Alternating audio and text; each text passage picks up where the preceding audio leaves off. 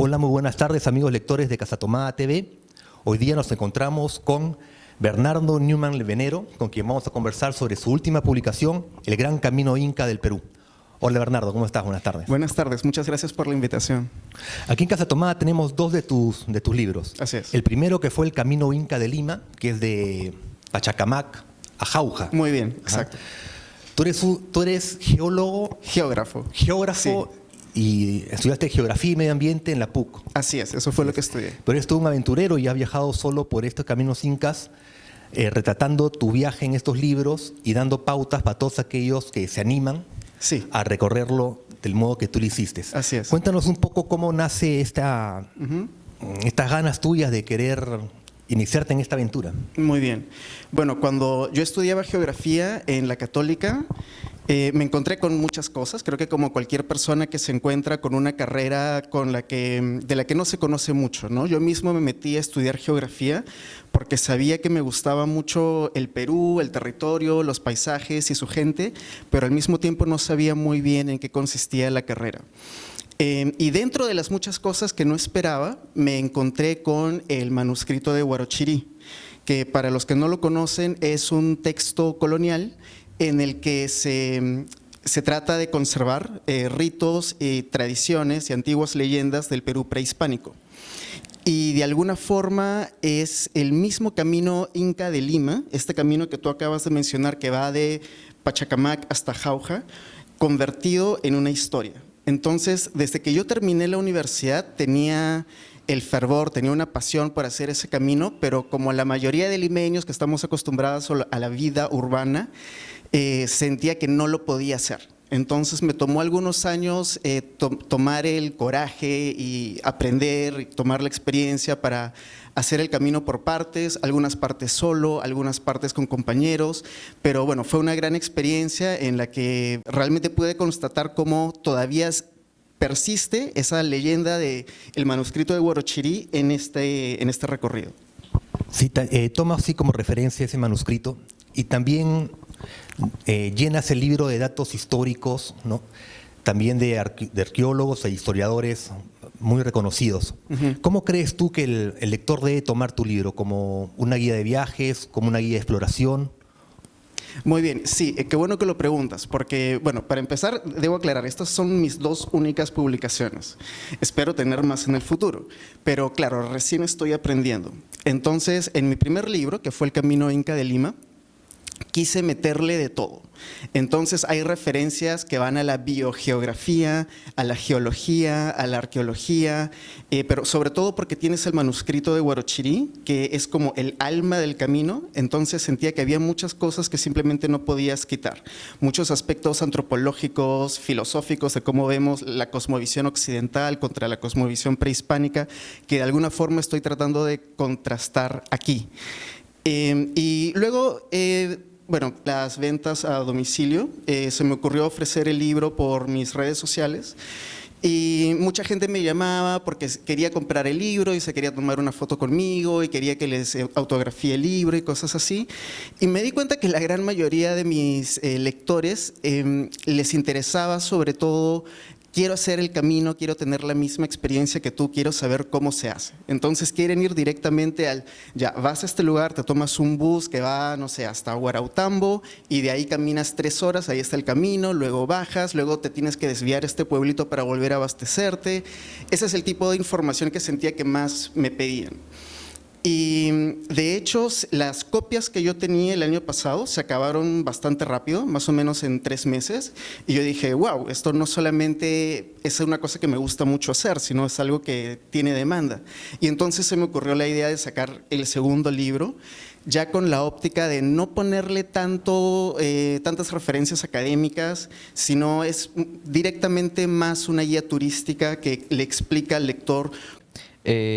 Bueno, también preguntándote mucho más, ahondando en el libro, tú has tenido todo este recorrido personalmente, entonces quisiera que nos cuentes cómo ha sido este trayecto, tu propio camino en el Camino Inca de Perú, más que todo que pues se involucra a toda la sierra, de repente también en algunos pasajes llegando incluso a topar nieve. Entonces, quiero que nos cuentes tu experiencia personal en este camino. Muy bien, en el Gran Camino Inca del Perú. Lo he hecho 3 veces. Las 3 veces fue en condiciones distintas, en años distintos. A ver, la primera vez fue el año 2015, más o menos a forma de aventura, con otros 2 amigos que también son aventureros como yo. Y esa vez llegamos de Huari a Huanucopampa, que para los que no conocen, Huanucopampa es el segundo sitio incaico, mejor dicho, el sitio incaico más grande que hay fuera del Cusco, fuera del departamento del Cusco. Y realmente en el Perú no es tan conocido como para lo que debería de ser. Y el camino inca fue diseñado para llegar a Huanucopampa, justamente en el centro del camino. Una anécdota curiosa que te puedo contar, la primera vez que llegamos ahí, era que estaba lloviendo y uno de los guías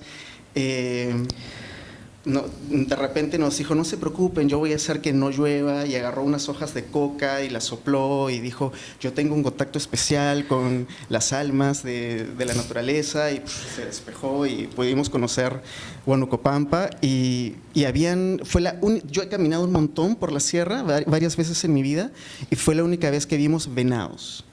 Y los venados son unos personajes muy importantes dentro del manuscrito de Huarochirí. Entonces, bueno, todo eso me llamó mucho la atención. Después, la segunda vez fue una cosa que yo quise hacer por mi cuenta, también desde, esta vez ya completo, de Huari a Huarautambo. Huarautambo es un pueblito espectacular que tiene unos sitios arqueológicos impresionantes, particularmente tiene varios puentes de piedra que tienen estos canales que permiten que estos puentes incaicos que han pasado 500 años y todavía siguen intactos. De hecho, uno de esos puentes aparece en una de las monedas de un sol, esas que vienen con un sitio arqueológico, así que fíjense bien en las monedas de un sol.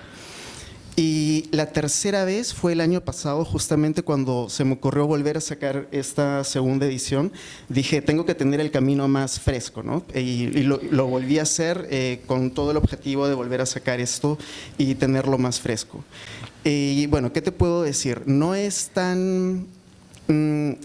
Esta parte del camino se ha conservado muy bien porque ha estado muy lejos de carreteras y de ciudades grandes. Entonces, eso ha ayudado bastante para mantenerlo muy bien. Pero claro, esto hace que la ruta sea muy desolada. Sin embargo, no es lo suficientemente desolada para que no la puedas hacer. Justamente en el libro le explico a cualquier lector cómo puede llegar desde el primer punto hasta el último punto sin tener que desviarse. Siempre hay pueblitos, siempre hay casitas y sobre todo siempre hay pastores que viven por encima de los 4,000 metros que están muy contentos de recibir caminantes y que te ayudan con todo el recorrido. Entonces, eso es una cosa que yo estoy motivando a los limeños para que salgan a conocer un poquito más lo que realmente es el Perú profundo. De manera bien personal, el momento, esa situación en el camino Inca del Perú que te haya parecido difícil, que lo hayas pasado mal. Definitivamente lo más difícil que me ha pasado fue el 2018. Yo hice este camino en julio. En julio las nevadas no son muy comunes, o sea, son menos comunes que entre enero, febrero. Y hubo una nevada, que comenzó como una granizada, pero bien fuerte. Al punto, y encima ya estaba oscureciendo, ya eran como las 6:30, entonces llegó un punto que solamente veía blanco. Y me asustó y yo dije, si sigo avanzando, a lo mejor no veo, porque el camino casi siempre va al borde de un desfiladero, de un precipicio, y por ahí que me caigo como Ciro. Entonces dije, no, mejor me quedo aquí, pero ya me quedé sentado y me estaba cubriendo de granizo. Yo sabía que en mi mapa, yo sabía que faltaban 15 minutos de caminata para llegar a un pueblito donde me podían dar un techo, donde me podían dar algo caliente, pero yo dije, no, mejor ya no avanzo más. Y realmente pensé que me iba a morir, porque me estaba acumulando de nieve, pero por instinto de sobrevivencia agarré todas las bolsas de plástico que tenía y me las puse dentro de la ropa. Y nada, y me quedé dormido. Yo pensaba que me iba a morir, pero al día siguiente me desperté, había dormido súper bien y hacía sol, el cielo súper azul y todo blanco. Me acuerdo que fue muy bonito y bueno, seguí caminando como si nada. Pero así tengo muchas experiencias. O sea, yo creo que para que sea una aventura, algo un poquito desafiante te tiene que pasar.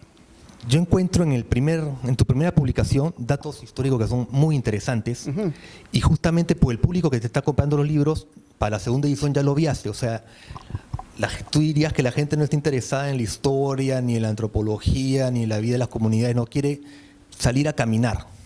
Definitivamente hay gente que le interesa la historia, pero me di cuenta que es más la gente que quiere que les digan cómo se hace para hacer el camino, y que quieren más anécdotas y que quieren más fotos. Entonces, durante el año pasado, durante la pandemia, yo dije, ¿qué hago? Tanto tiempo metido dentro de mi casa y tenía muchas ganas de escribir.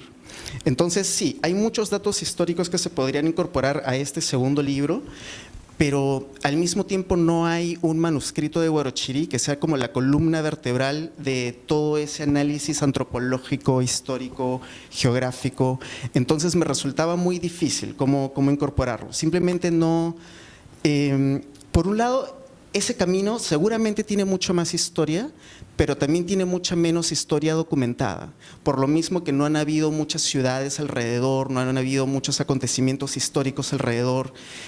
Por ejemplo, alrededor de Huanocopampa, hay bastantes datos arqueológicos de Huanocopampa, ¿no? Pero de los sitios que están un poco más allá, es difícil al punto que yo pensé mucho qué título le pongo al libro.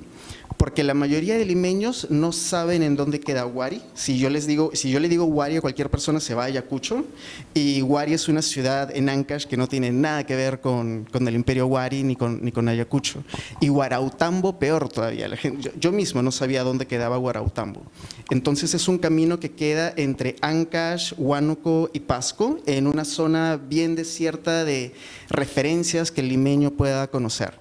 Y claro, tú mencionas, creo que en esta introducción, de que este primer libro te tomó 6 años reunir, Sí. hacerlo.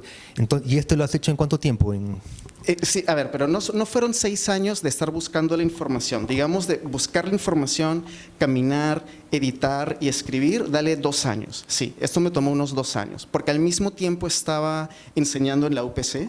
Entonces, hacía unas partecitas en mis vacaciones. Intervalos Incluso las primeras partes, o sea, las partes que están más cerca a Lima, las hacía durante mis fines de semana. Mientras que para el segundo estábamos en pandemia, tenía todo el tiempo del mundo para escribir en mi casa, me fui a caminar durante… Ahí el libro yo explico cómo hacer ese recorrido en 9 días, pero yo lo hice en 2 semanas, porque yo quería sentarme a descansar y todo esto, ¿no? Pero luego llegué a mi casa y tenía muchas ganas de escribir, entonces sí, me tomó 6 meses escribirlo. ¿Por qué escogiste este lugar para pues realmente convertirlo en libro, no? Muy bien, hay un montón de razones y muchas cosas que explicar, porque tal cual como lo dices, a mí me gusta mucho explorar por todo el Perú, y a donde voy siempre me topo con alguna sorpresa. Creo que no hay ningún pueblito de la sierra que no tenga algún sitio arqueológico con el cual se sienta súper identificado, que sea su orgullo. Pero creo que lo que busca el viajero, por lo menos el viajero al que yo me dedico, no es solamente ir a un punto y estar ahí y tomarse fotos y luego regresar, sino tener realmente la experiencia de caminar. Entonces, un camino sí te da la oportunidad de revivir lo que era haber vivido en el Tahuantinsuyo y haber caminado de Huari a Huarautambo. Entonces, yo ya sabía que escribir acerca de un camino me motivaba y era una cosa que en mi cabeza podía esquematizar y materializar mucho mejor que Rapaz, por ejemplo, que un punto en particular. ¿Cómo ves ese interés de las demás personas hacia con el libro, hacia con los parajes del Camino Inca al Perú? Muy bien, lo veo como un gran desafío. Hasta que tengamos una mejor infraestructura, va a ser bien difícil tratar de convencer a la gente de que mira, sal a conocer todas las maravillas que tenemos. Tienes que tener bastante espíritu aventurero. Sí, creo que va a haber siempre un desafío, pero lo bueno es que creo que el Perú sí tiene un potencial para atraer a toda la gente del mundo que quiera hacer caminatas desafiantes. El Perú es el lugar. A diferencia de, por ejemplo, el Camino de Santiago, que no lo he hecho, pero conozco mucha gente que lo ha hecho, y por lo que me cuentan yo digo, pero ¿cuál es el desafío? O sea, como que cada hora tienes un puestito que te vende comida, y tienes hoteles, tienes telefonitos a cada rato por si te pasa alguna emergencia, y encima es todo plano. Entonces, creo que se puede orientar a públicos diferentes. Claro, el turismo vivencial, ¿no? Sí, de eso Entonces, se trata. ¿tú apostarías más que esta zona encaja más dentro de lo vivencial y mantenerlo así desafiante? Porque mantenerlo así desafiante es mantenerlo casi Claro. escondido, ¿no? Claro, no estoy Mantenerlo, diciendo... no escondido, sino a un virgen, porque imagínate, bueno, tú has conocido y cuentas anécdotas muy agradables sobre los pobladores que están en esa zona, ¿no? ¿Ellos qué piensan? Tú conversaste con ellos sobre el turismo, ellos te dirían a ti, dirían, bueno, ahora viene uno, después van a venir 10, 20, 100. Para mi sorpresa, y creo que para la sorpresa de todos, es una ruta por la que pasan turistas regularmente, pero casi todos son extranjeros. Y no solo extranjeros, sino extranjeros que ni siquiera hablan español. Entonces hay muchos guías, no sé si serán formales o informales, pero que la promueven así por internet y se traen grupos de 10 personas y hacen la ruta y tienen acuerdos con muchos de los pastores que viven por ahí. Claro que esto es algo que ha parado totalmente con la pandemia.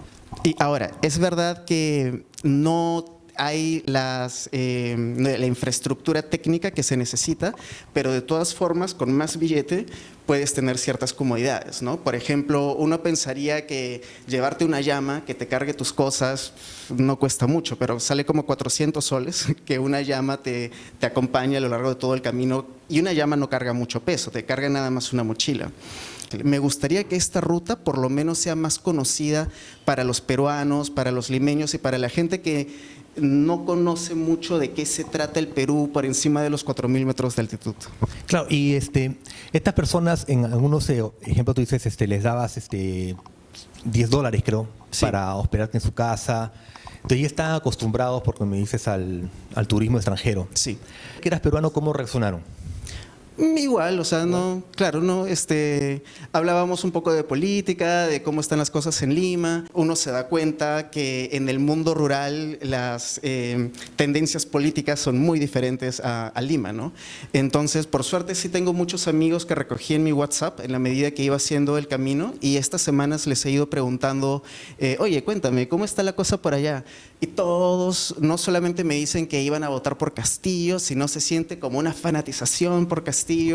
Y eso me parece bien simpático, me parece de la centralización que vivimos, del olvidado que están todos estos sectores, y creo que al fin ellos sienten que alguien como ellos está llegando al poder y se siente mucha esperanza en esos lugares. Entonces, tengo mucha expectativa de que la próxima vez que vaya a hacer el camino, teniendo un presidente, esperemos que llegue el presidente, y que ellos al fin sientan que alguien como ellos está en el poder y que hay una esperanza, ¿no? Que algo cambie. Pero ya hubo alguien, ¿no? En Toledo, por ejemplo. Sí. Pero fue igual, fue la misma imagen que dio, ¿no? Yo soy como ustedes, me parezco a ustedes, Castillo igual. Claro. Pero ¿tú qué necesidades viste? Porque claro, había una tendencia marcada, ¿no?, hacia alguien que los represente. ¿Y cuáles eran sus necesidades? Bueno, lo que se está viendo ahora, niños que tienen que escalar un cerro para captar algo de señal, para hacer sus tareas, para hacer su clase, y veo que lo hacen. O sea, eso a mí me llamaba mucho la atención. Cuando me encontraba con las familias y me decían, nuestro hijito se ha ido allá al cerro, está a 1 hora, si quieres captar señal te tienes que ir ahí, y ahí te vas a encontrar con nuestro hijo que está siguiendo su clase. Entonces, ese tipo de cosas, no hay internet. En la mayor parte del camino no hay nada de señal.